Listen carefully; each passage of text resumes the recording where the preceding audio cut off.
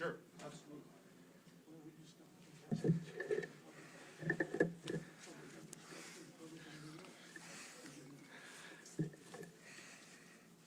Well, good morning, everyone, and welcome to the Wolstein Center on our campus here at Cleveland State. And a special welcome to Senator Brown, whom I have the privilege of introducing here today.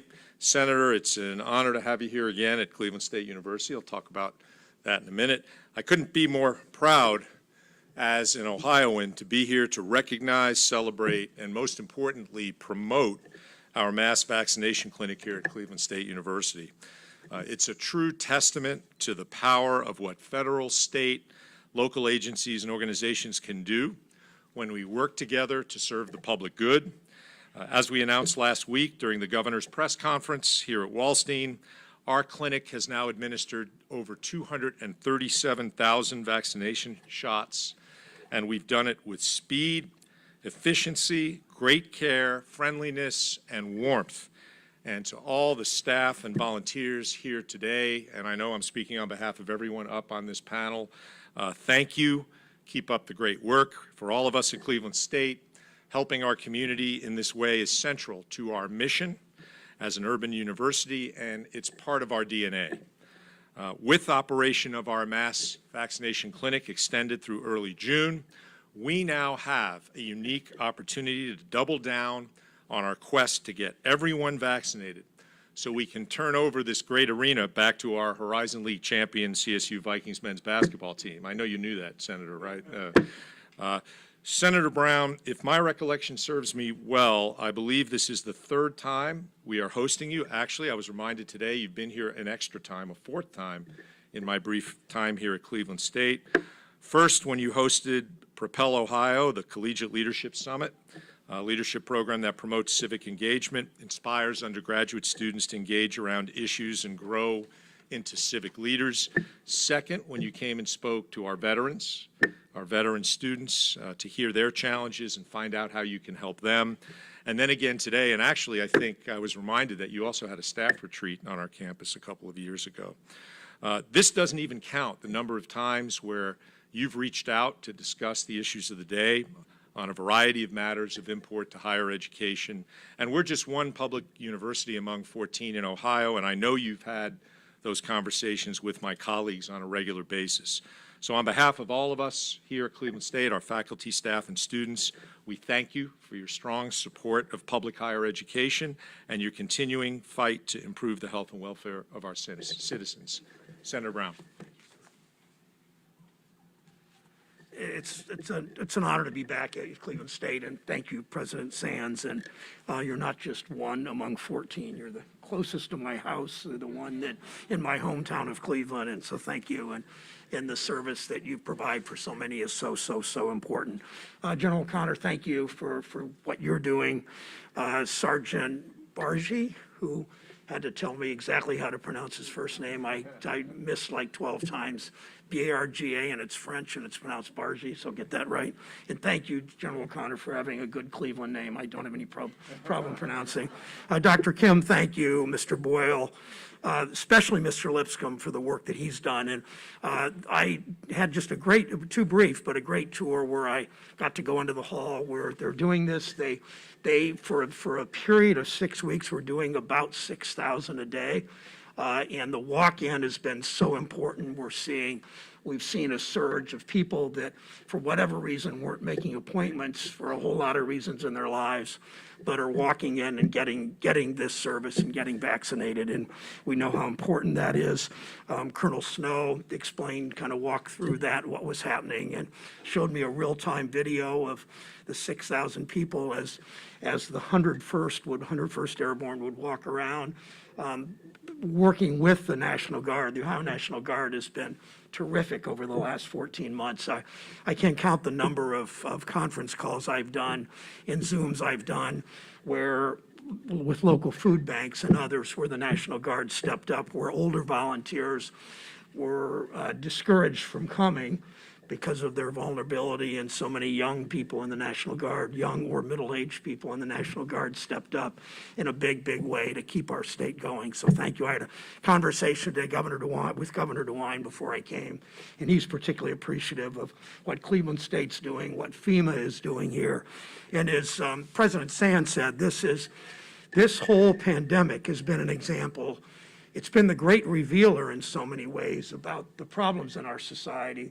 It's also taught us a lot and reminded us when the military and local communities and state governments and local governments and elected officials come together, we really do big things in this country. And I think when you look at the American Recovery Relief Act and what we've been able to do to put shots in people's arms and money in people's pockets and people back to work and our kids back in school, it's really been a team effort, and so many people that are here today represent that.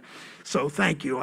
President Biden promised, either at his State of the Union or either his inauguration or around that time, he promised 100 million vaccines in his first 100 days. We exceeded that, 1 million a day. We exceeded that, averaging about 2 million a day, in some cases getting up to 3 million a day. And we know, again, that's because of the teamwork, showing people that vaccines are safe and effective. It's so important that, when the governor and I were talking, it's so important that we continue to reach out and assure people of the safety of the vaccine, how important it is to fight this vaccine and get our economy back at work. We lift up the stories of Ohioans who have gotten vaccinated so they can share why they chose to get the vaccine and the positive difference it's making in their lives. We know grandparents are meeting grandchildren for the first time. Connie and I, for the first time in a year, were on an airplane 2 weeks ago, and we got to see our grandchildren whom we had not seen in Rhode Island in 14 months. We got to see our grandchildren in Columbus, whom we've sort of seen on the front porch only, and got to go inside and see them, all the things that matter to people's lives. And this just wouldn't have happened without the National Guard and without all of you stepping up the way you are. It's not enough for people to hear from me or Dr. Fauci or Governor DeWine. It's people want to hear from Ohioans and their communities about their experiences. I'll close with this before turning it, I believe, next to Dr. Kim at the Cleveland Clinic.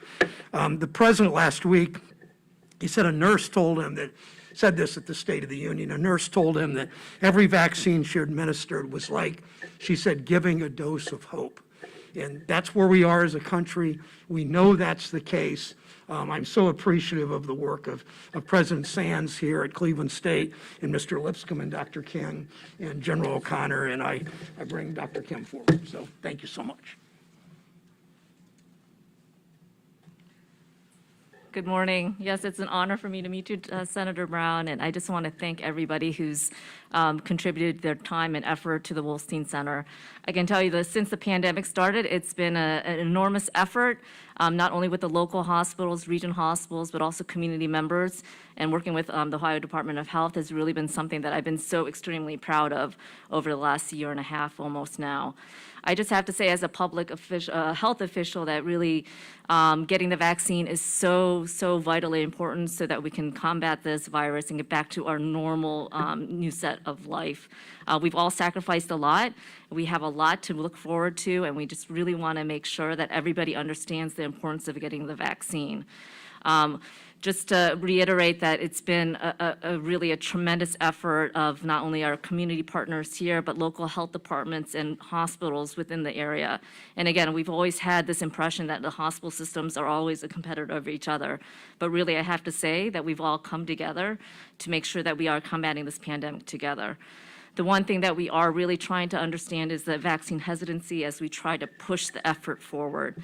I think what we need to do is really take some time, listen, understand, take that extra time to message on those patients and caregivers that are having that extra hesitancy on why the importance of the vaccine is not only good for them, but also to protect everybody within the community and in the world.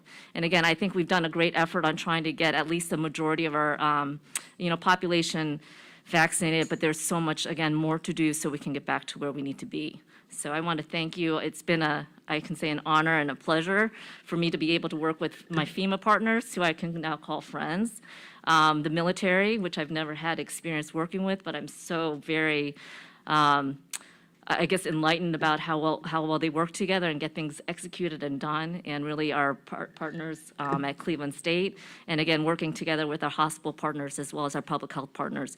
It's been amazing, and thank you for letting me have this opportunity. Mr. Lipscomb with United Black Fund. Hello, everyone. Senator Brown, to my other distinguished panelists, it's an honor for me to be here representing Cleveland and Northeast Ohio in two capacities. First of all, I thought it was a Zoom call, so I didn't put on my full suit. I'm so used to. But yeah, it's not shorts, it's sweatpants. But in all seriousness, I truly come to you as a father, husband, a nonprofit executive, a son. I had to walk through this experience like most of you, putting on those different hats. My daughter made the decision to come to Cleveland State and stay on campus as a freshman. My other daughters, who are in high school, decided to, even though schools are somewhat open back up, decided to stay virtual at home. My office is currently in a virtual environment. We sporadically go into the office for certain meetings. And so as a community person, it is our intent to model the behavior that we know is best for the entire society and the region and the country, for that fact. So having some hesitancy myself, I basically got the vaccines first for the safety of my daughters, my wife, my parents. I wanted to make sure that I checked out the situation fully, which I had no side effects. I got the Pfizer vaccine thanks to First Sergeant Michael Johnson here at the Wolstein Center. You all are running a successful operation. It's flawless. I just really encourage the community to think beyond just your own family, because you may or may not have experienced death or certain other extremes. But think about your neighbor. Think about the interaction that you're having with people in general society. You may be healthy, you may have no pre-existing conditions. I personally did. But I took it upon myself to lose weight. I lost 45, 50 pounds. But I also partnered with other agencies to get the message out for those people who may not have that ability to do that themselves. Maybe they didn't have the knowledge about what shot was best or how to go about on the computer to obtain an appointment. So the United Black Fund worked with our local foundations. We got our community partners on the street passing out PPE and all sorts of work getting kids connected in learning pods in school so that they could have smaller learning environments. It was a work, and we're still in it. I would encourage those people who are hesitant to really have the conversations, those tough conversations about why or why not. We have a history in this country. We do acknowledge that history in this country to certain groups of people. We also have a future in this country. And people like Senator Sherrod Brown and my panelists are working hard to make sure that all people in this community are treated equitably and fairly, and I'm for that. So with that said, I want to thank everyone for your efforts and your work, and that's my time. Thank you. Thank you. Thank you.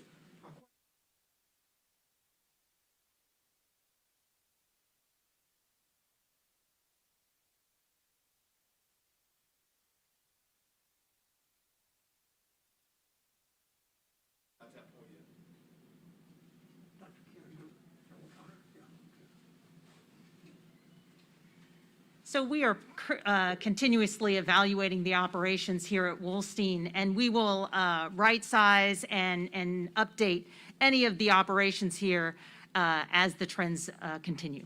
Thank you. Are there any people in the community who may need to go neighborhood to neighborhood or door to door to get them vaccinated?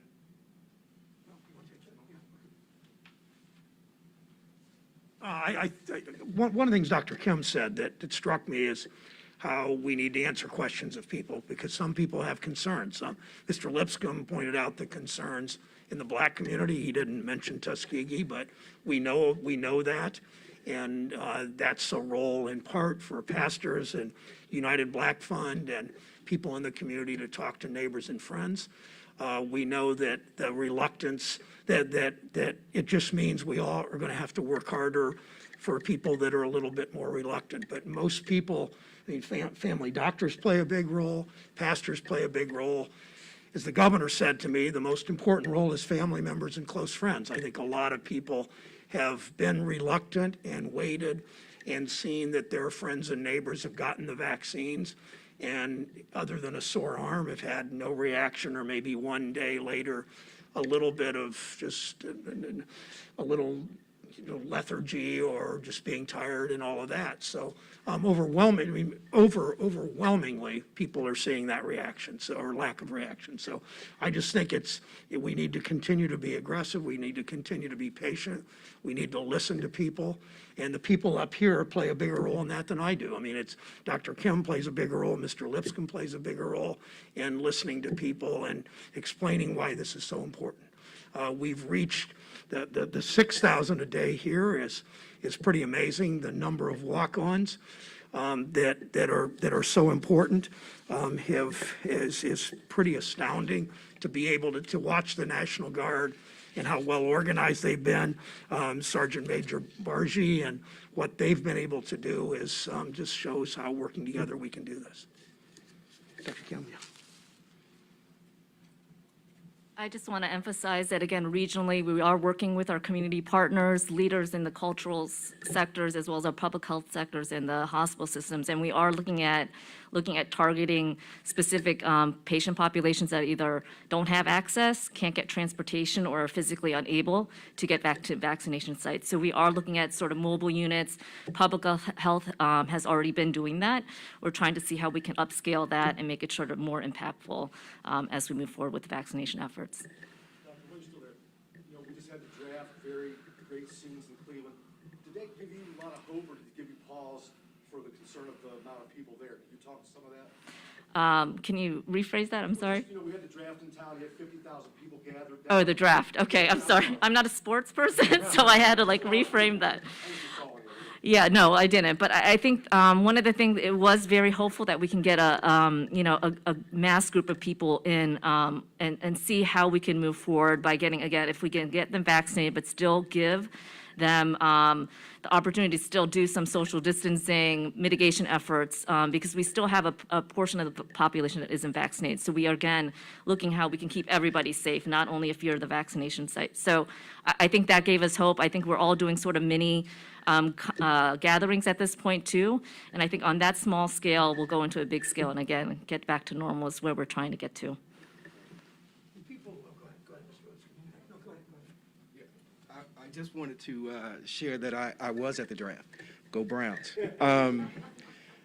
But you had to show your vaccination card. It was checked a couple of times. You were given a particular band. The people that were in attendance were being very responsible in that if they weren't eating and drinking, they were masked up. And I think that's a symbol to the country as to how we should interact, even on a small scale in our own homes. You can ask people when they're coming to your house, have you been vaccinated? It's not offensive. It shouldn't be. As my friends have already said, we have these tough conversations in small forums. Like, you can't come. I'm sorry. You don't believe in this. And so I know it's a tough thing, but again, when I mentioned earlier, the tough conversations, that example that the NFL draft gave to the world, I do want to reassure people that we took it seriously here locally, and people followed protocol. One of the places people can, increasingly, drugstores are offering the vaccine, and people, there is a drugstore in most neighborhoods. Most drugstores were requiring appointments, but no longer are, because they want to fill up their capacity. So there are opportunities. Certainly come to the Wolstein Center, but wherever you are, the chances are local drugstores will do this, and you won't need an appointment. I would add one other comment about the draft. I'm glad they were here, but I thought that it would have been more successful if the Indians had somehow drafted a leadoff hitter, but I don't think that works with the NFL draft, so. Anybody know how many vaccines we have available and at a certain time we use these vaccines up? Talking about here at Wolstein? Yeah, or here or anywhere, Oh, this is all you. I'm going to talk to Sam. Since we're here, it's here. I can only speak to the Wolstein Center. We have federally allocated Pfizer doses here, but all across the state, I think citizens of Ohio have the option between Pfizer, Moderna, and Johnson & Johnson, whatever their preference may be, and that there are appointments open for any of those vaccinations. Does that answer your question? Yeah, I just figured. Okay. Okay. I mean, there were stories. My daughter lives in Columbus, was just about to turn 40, and she was just about to turn 40, and she got on a waiting list because she wasn't in the group. This was more than a month ago, and she got a call at 4:30 one day saying, if you can get here at 5, we've got some vaccines left over. So everybody doing this has been very careful in the Wolstein Center. Obviously, it's not an issue because there's so many people coming in here.